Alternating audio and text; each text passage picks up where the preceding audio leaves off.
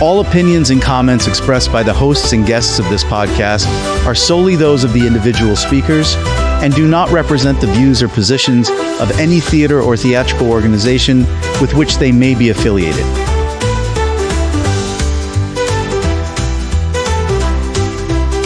Welcome to the ACT Podcast, Actors Creating Together, a podcast dedicated to theater here in the South Texas area. And now, here are your hosts, Jessica, Cameron, and Mario. Welcome back to Actors Creating Together. I'm Cameron, and I'm here with my co-hosts Mario and Jessica. Hello, welcome back. Hello. This is what, episode 4? Episode 4. 4. Woohoo! Wow, we're on a roll. On a roll, I like it. A roll with butter? That sounds good. Well, we have a good interview this week. We got to, or at least I got to interview Desiree Cantu, the director of Legally Blonde, the musical at Harbor Playhouse. I'm really sad I didn't get Yes, to I'm hear sorry, the guys. interview. That was my mistake. Okay, I take the blame on that one. So they were all ready to go, and I forgot to bring the right equipment on the night where we were going to record. So that was my fault. So we went back by myself, and I had the interview with Desiree, and she says hi. Hello. And she's sorry that she missed you guys, but she knows that she'll see you soon. But I did get to see the show on, and I loved it. No, that's right. You did Yeah, see it. I did get to see the show. I saw the second half, and I saw it again on Saturday night, which was great. It was a packed crowd. They had a lot of people there. Cameron hasn't seen the show yet. No, I have not seen it yet, but I plan on going to see it either next Sunday or the following Sunday. I'll get your review on it after you get back. Yeah. I have You not know the seen movie, though, right? I've seen the movie for sure. Oh, yeah. For sure. Yeah. So it's similar to the movie. Yeah. And I think, that's one of the topics that I think, are we discussing that topic? We can do that. About how TV shows and the musicals do not line up. They do get artistically changed a bit. Mhm. And it's one of those things where learning experience for me, I know you would think that I know so much more being in on a podcast about theater, but if you've don't go in seeing a musical with the expectations of what the movie was like. Right. And so when you compare Legally Blonde here at Harbor compared to the Broadway musical version of it, I did not see that before going to see Legally Blonde here at Harbor, but wonderful comparison to the Broadway version, and great job to the cast and to the director. Oh, yeah, they were really good. I know that it's hard. They had a lot of set changes, a lot of song, a lot of dance moves, and you got to give it to them. They were really, especially the second act, that first song, the second act is, I'm kind of like amazed how they were doing all that. So it was really good. And thumbs up to the creativity on how to utilize the one large stage set prop in multiple ways. To me, repurposing doors and stuff is really, really good. And the way they changed it was very smooth. It was very smooth. They did like they'd have something where somebody was on one side of the stage while the other stage is being worked on and reconstructed for the next scene. I was really impressed with that. So props to the tech people out there behind the scenes that really kept that thing going. Yeah, kept it moving. They were moving the entire time. Oh, yes, that thing's always going. It was never a lull. So I really enjoyed it. And I'll have my review online. Hopefully tomorrow I'll put it out. We're working on it. So, for your New York review? For this, well, I'm trying to review all the things that I've done. So, went to New York. Jessica let it out of the bag. I went to New York last week. Sorry. Yeah, I'm not in trouble or anything. But went to New York to go see a couple of plays. Got to see the Stranger Things First Shadow. That was really, really good. And we saw the Book of Mormon, also very, very good. Was really surprised when I started looking some information about Book of Mormon being out for 24 years, and that place was still. I couldn't see one mistake at all, not one. That's awesome. And Book of Mormon, and they were just on. It was so funny, a little irreverent. So if you're familiar with the South Park series, it's kind of in that vein. Adult oriented, to say the least. But if you can go with open mind, and you will laugh, it's hilarious. I can't wait. I do want to see it. Do we know if it's coming back into Corpus I anytime don't know. soon? It came last year, right? Yeah, Oh, it was maybe I last missed year. it. Yeah, and I missed it too. So thank God we got to see it.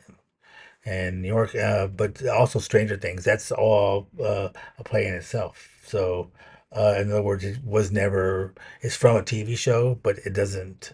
That's not trying to be the TV show so much as it's giving you history before. If you've a Stranger Things fan, you will know all of it. I've actually gotten hate for this comment, but every time somebody asks me if I've ever seen Stranger Things, I say I seen half of the first episode, and That's it. I took a nap. That's it, Cameron. Yeah, That's it. that's it. Yes, you're gonna get heat. You're You're gonna gonna get a lot of slack. especially from I me. know. Lots Now of you're gonna heat have on to go that. back and watch these. No, Yeah, I'm we're gonna, good. we're gonna tie you down on the chair. Tie you down, pull your eyes open, make you watch it. But the good thing about the one that's in at Broadway, you don't have to know the show. Oh, that's great. So That's it's one good of to those know. things that kind of it works by itself. But if you do know the show, you will really be surprised at some of the characters that are in it. The effects steal it. There's so many effects on this show that blew my mind. I was just and it was scary, and it's just it was awesome. So if you got a chance to see this show, if they ever go on tour, if you're in the New York area where they have, I think there's one in London, I believe too. So if you're in those two places, uh, check it out because it is well worth seeing. Sorry, I'm taking all the time since I. No, you're good. You had an amazing vacation and had some great theater Oh time. yeah, thank God. Then I'm I'm definitely blessed with it. jealous. So hopefully we'll go back again and see something in a couple of years. That'd be cool. So back to the topic. I'm sorry. So Oh, yeah. movies and TV shows made to plays. What's your take, Cameron? I had this one in my head. The Wizard of Oz. Yeah. Yeah, I know Harbor showed it, I want to say this past spring. Yes. Yeah, and I saw it, and I try not to compare like movies or shows to musicals, but this one, like I grew up with Wizard of Oz. I would watch it like every so often. Like I was obsessed with that movie. And then going to see the musical, it was just like I was very impressed with the stage work. Mhm. Like everything, like the scene changes, and then the giant screen that Right. they had, and how they were able to make Candace gray with just the lights, Oh, that's and really, that itself was very impressive. that's really cool. Yeah, and then when, of course, the tornado came and the hurricane came, um, they went from gray to, of course, color in Oz, and that was just like I was honestly baffled by that. That's really cool. Yeah, I'm sad I missed it now. Yeah, me too. I didn't get a chance to go see it, but it sounded like it was really good. it was, Yeah. and it was actually really adorable. They had the kids play Munchkins.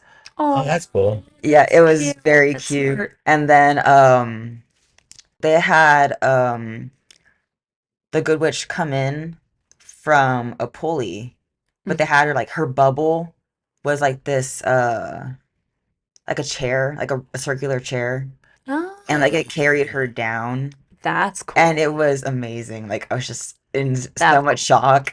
Like I didn't realize like how And for a community theater to yeah, start off, yeah. yeah, and I didn't realize, like I was smiling to my friend, said that was really cool, right? I was like, yes. It's like because we're both actors, and like we both love doing tech as much as we do acting. Right. So that kind of like impresses. Like I want to do that next time. That is really cool.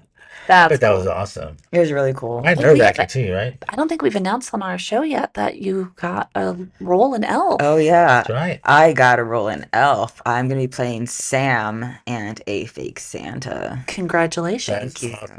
That is Very awesome. nice. I'm actually very excited. We did our first read through this past Thursday. Thursday, and a lot of the actors that are in the show, I've actually done a couple shows with them in the past. Right. Like Jack Garborough, who I hope I'm saying that. I hope I'm saying his last name right. If I butcher it, I'm sorry. He got cast as Buddy, and Right. actually did West Side Story with him, and as well as Chris's Story. Oh, nice. Yeah. Yeah. Very nice. Good buddy. Yeah. My son is in it as well, just by the way. he's gonna be a fake Santa as well. Can't remember what the other actor. He's gonna Jim. Jim. So it's his first time being in a play of any kind. So Wow, congrats to him. he's excited about that. So Very nice, very good. Congrats. that'll be a good show. I haven't really seen that all the way through yet. I've been wanting to see that musical. The movie's fun. But Movie's again, it goes funny. back to one of those things again to where Yeah. the movie's not going to be Not like going to be like the play. Play's not going to be like the movie. Yeah. Ooh, and fun fact about the movie. When that scene where they let Will Ferrell or like let Buddy run around the street like greeting people or saying hi to people, that wasn't scripted. You know, I heard that. Yeah, That I wasn't haven't heard scripted. that. He just went around the streets and people See, was like real reactions. there from was their people. actual reactions. I was like, I love that. That is I good. love Not that. knowing I was coming. I bet That that is was good. Another example of the play not being like the movie is Aladdin, which is coming with CCISD in Right. November. In the movie, Jasmine has her best friend, the tiger, and Aladdin has his best friend, the monkey. Well, in the musical, Disney musical, those two animals do not exist. They're replaced with three best friends. And so each of them have three best friends. And I heard uh, in some sort of interview with the creator and the writer of the movie that whenever he was asked to write the musical for the stage, that's how he had originally written the movie Oh, okay. was with three best friends. And Disney had said no to it in the movie portion of it for I don't know. I'm sure they said the reason, but I don't remember what it was. So whenever he wrote the play, he's like, no, I want the characters. It's going to bring so much more life to the play. That's good. And so that's what they did. So in CCISD coming out in November, That should be really good too. they'll have the three best friends for Jasmine and the three best friends for Aladdin instead of their pets. Oh wow. Wow. I saw Back to the Future last year before they ended their run in New York when we went the first time, and not like the movie. It's pretty similar to the movie, but because they add all the music, all the songs, you have to make room for things that you don't really necessarily have to have in the play to get the story across. And so I can understand why they would take out some of these things because it's just time. Yeah. And it's hard to switch scenes and stuff. But that again, when you see a play on Broadway, and then people say, "Well, they're expensive tickets. They're like $100 tickets." Yeah, they are.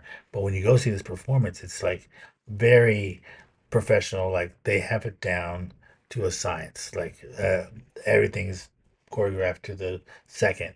And that play was one of those kind of plays that might not have been the best script, I guess, but the all the effects and stuff made up for it. And so we enjoyed it. It was a family, one of those ones that you can take your kids to. I need to go to New York. Me too. It's expensive, guys. Yeah. Like that right now, I spend a lot of money, but I hear field trip. yeah, you know Field what? trip. We could do No, that'd be podcasts. great. Oh, that'd be amazing. I used So to if you live want to on sponsor us, Southwest Airlines, United Airlines, Live from United Times America. Square. yeah. That'd be No, no, great. if you want to do that. I used to live That's on Long nice. Island when I was like 4. Okay. So But it's expensive. the memories are very vague. Very vague. I know Spam-A-Lot. Monty Python Spam-A-Lot. It went from a movie to a musical. Yes, that's And true. I actually saw a illegal recording of the original Broadway with Tim Curry and Sara Ramirez and Hank Azaria. Right. And That would the be funny. musical blew me away because not just the music and the actors, but like the stage itself, like the way it was set, it like in some scenes it was intricate, in some scenes it wasn't, but it still worked. Right. And they had like a lot of aspects from the movie there, especially like some of the lines like your mother was a hamster and your father smells of elderberries. Yeah. Oh, I hope. Did they please tell me that they kept the line about the swallow? They kept the line about the swallow. Oh, thank goodness. Okay, thank goodness. I heard the other versions of it. They even have like a Hamelot, where they make fun of Hamlet. Hamilton. Oh. So I saw bits of it online. Some they were talking to some of the performers, but they've done a lot of different versions of Spamalot, making Hmm. fun of the current productions that are on Broadway. So that's kind of funny when you do something like that. But Hmm. there's so many shows that you can see that you'd spend a good month before you can get through all of them. Probably if you wanted to show every night, Hmm. it'll make you broke. But you could do it. Then what's another one? If I lived in New York, I'd do that. That'd be nice. Right? It's already Mrs. too expensive Doubtfire to is live one of them. there. Yeah, I know, right? Yeah. Mrs. Doubtfire. I know that they had The Life of Pi was a movie, and they made it to a musical or play. There's a lot of plays that became musicals. I mean, movies. Grease. Yeah. I don't know. I'm trying to spitball here. I don't know what Chicago. Chicago. Was that a movie first or a play That was first? play That was first, a play first. and they made it to. Like I say, if it's very popular, I'm sure they'll make a movie of it. Queen Latifah as matron Mama Morton Was was iconic. perfection. Absolute. Perfection. Yeah. Agreed. Catherine Zeta-Jones knocked Oh it out my of the park. gosh, yes. Hmm. So was Moulin Rouge a play before they made the movie? No, I think it was a movie before they made the play. Right? Was it a movie with I Ewan don't. McGregor and You're too young for that. I've seen the movie home, once. home kid? Oh, you have seen it. I've seen the movie once, but that was like maybe back in high school. Yeah, okay. Yeah. But the musical's great. Uh, The one that's on stage right now is awesome.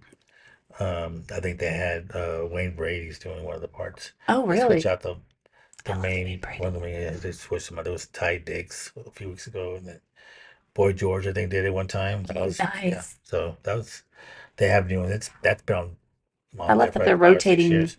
the famous actors in Yeah, through there. and That's really they do great. the ones of course, on tour. That's on tour right now. At least it was.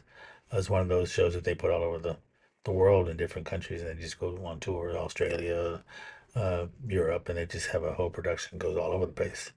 Um, so that's what else do you know? Anybody other plays or movies think of? Heather's. That's right. That Yeah, was a good one. They showed that a few years ago, that's right. and I actually saw not opening night. I saw it like a few weekends after opening night. And I was thoroughly blown away by just everything. My kids will sit and listen to the soundtrack to that over and over and over. As they should. Hmm. As they should. Probably not the best. That is such a good show. When I saw it at Harvard, I just couldn't stop laughing. Yeah, I was. I was just laughing. So I guess with that topic, we're gonna go on to the interview with Desiree.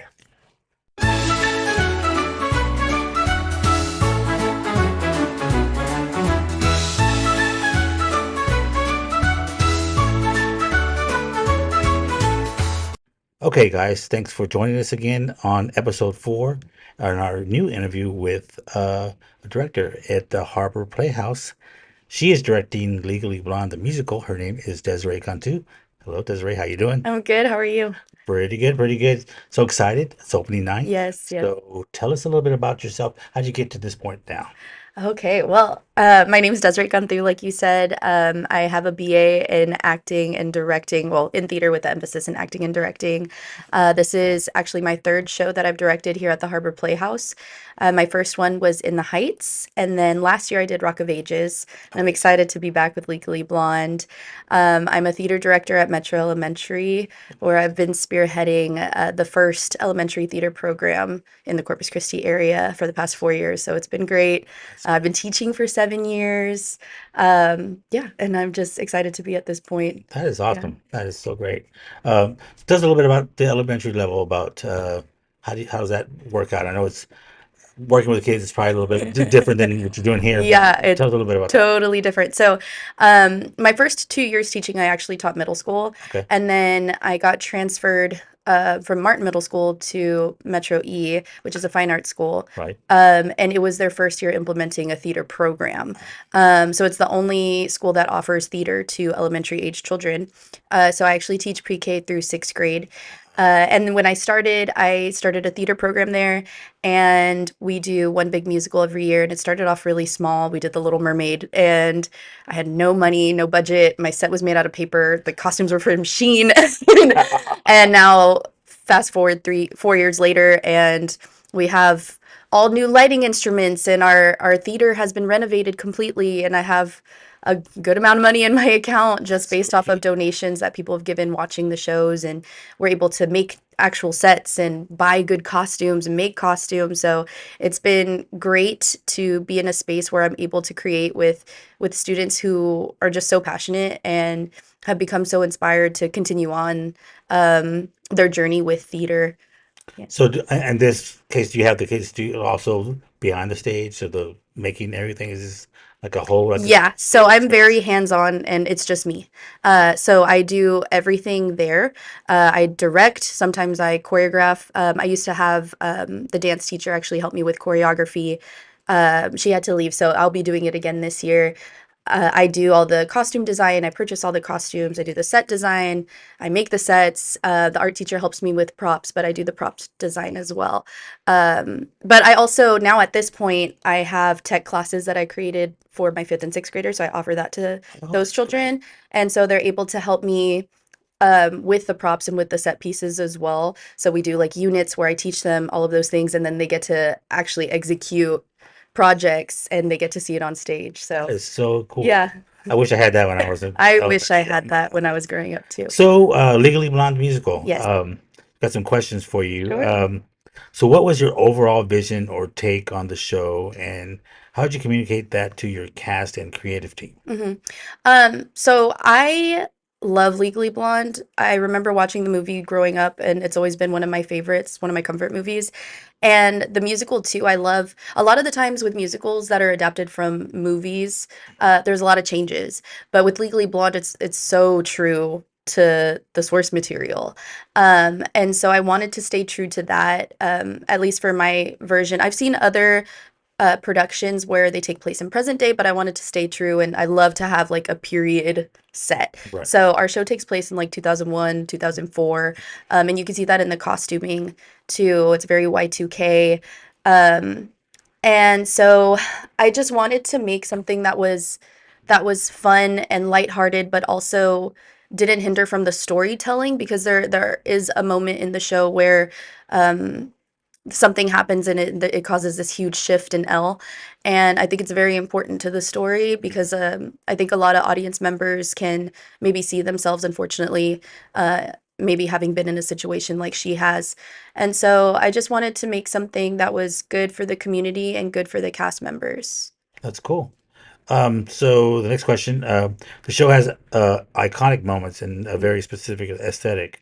What was your approach to balancing the familiar with fresh creative choices? hmm I'm glad you asked me that. So, like I just said, like I love the movie, and I love the way Legally Blonde is originally pictured. So I wanted to stay true to that, but I also wanted to put a spin on things. And I think you could see that a lot in like my set design choices. So I came to our set designer, Josh Goldson, and I was like, I have an idea and it might be too much, but I want to make it happen. So the set moves.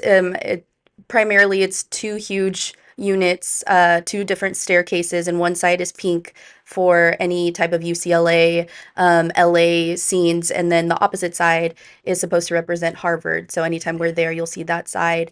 And I wanted to keep the show moving.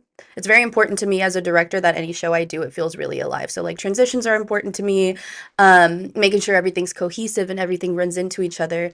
That's really important to me. So I wanted to find ways to make sure that the show was constantly moving and adapting based off of where Elle is, not only setting wise, but in her story as well.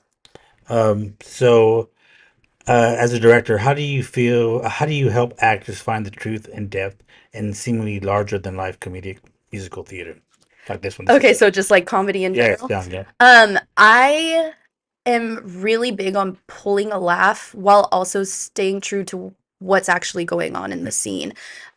So what I really like to focus on for the most part is the honest moments, and building a characterization is super important to me. And so even while I'm blocking, I'm asking the actors what's going on in the scene, what happened before this, what's going on with your character, how do they feel about the other characters in the scene.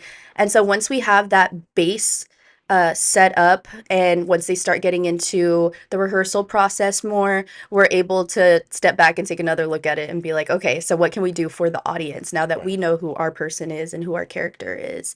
And so it's been a lot of fun. I try really hard to keep it as collaborative as possible.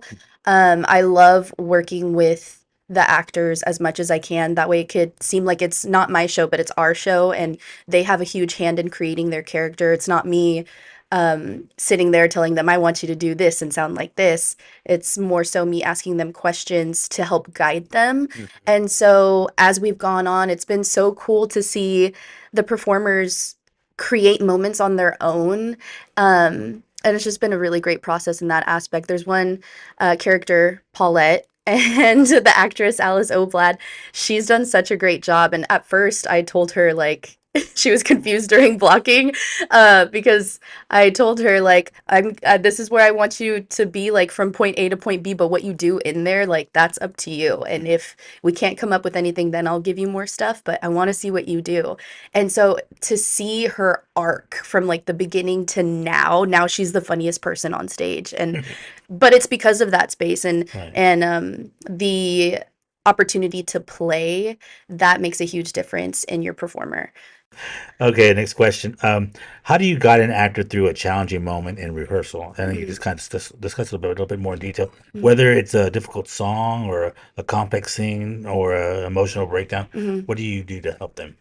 I like to focus on something called emotional recall, and I don't do that all the time, but I think sometimes it is important to see ourselves in the characters that we play. Because I act as well, not as much as directing anymore, but um, it's important for you to be able to identify things that you've gone through that may be different than what your character is currently going through, but maybe there are some similarities there.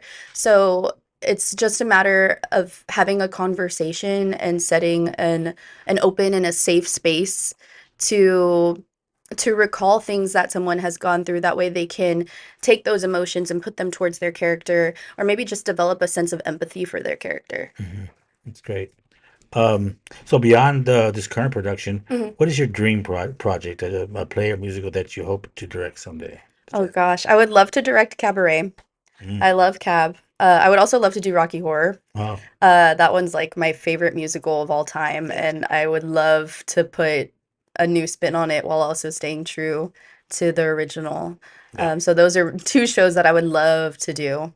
Those are great shows. Yes. How did you first get into directing, and what was the transition like from acting into the director role? I how I got into directing. I honestly, my first couple productions, they were just like project pieces in school. I went to TAM-UCC, and then once I graduated and I started teaching, I did stuff there.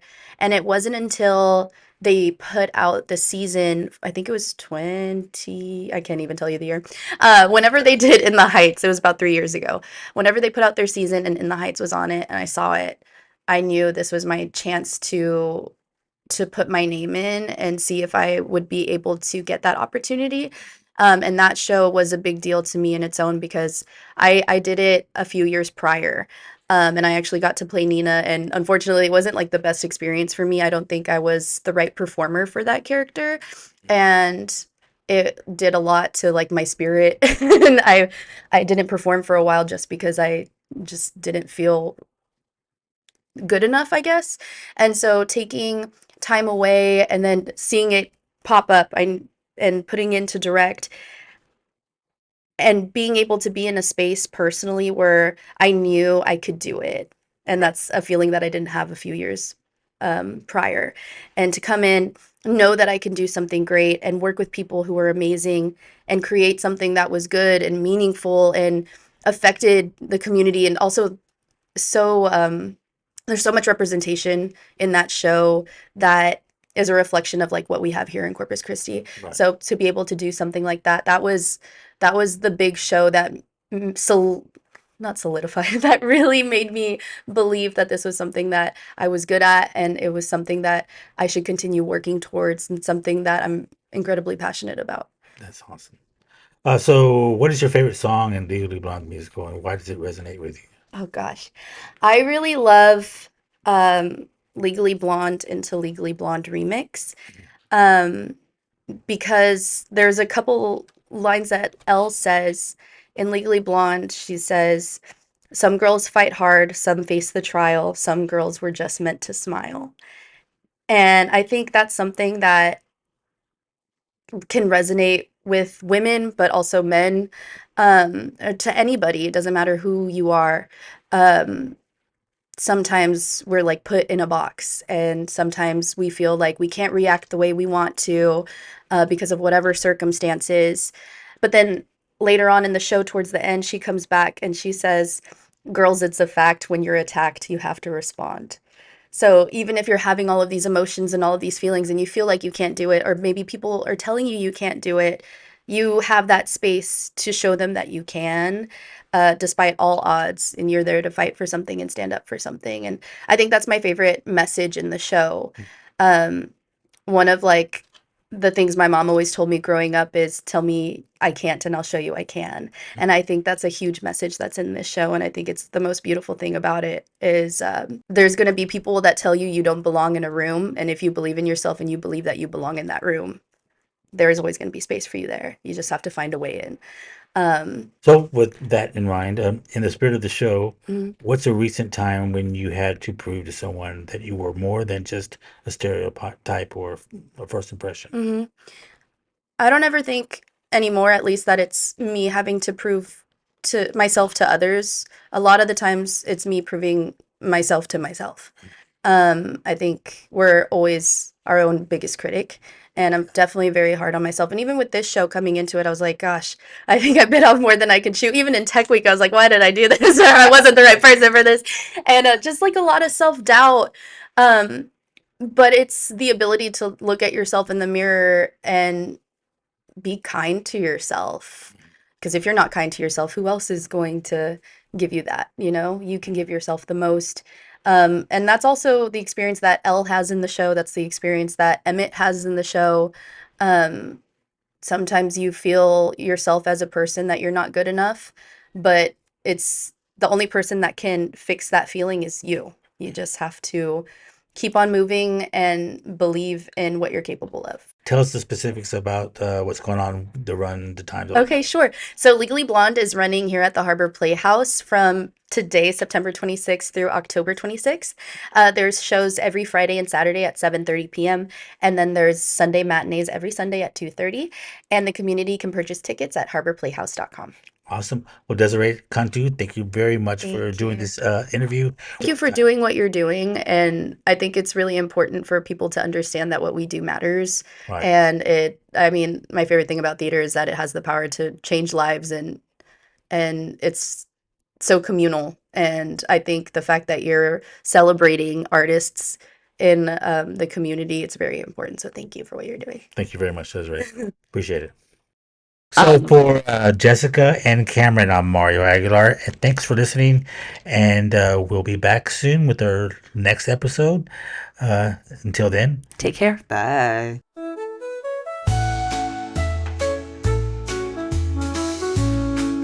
All opinions and comments expressed by the hosts and guests of this podcast are solely those of the individual speakers and do not represent the views or positions of any theater or theatrical organization with which they may be affiliated.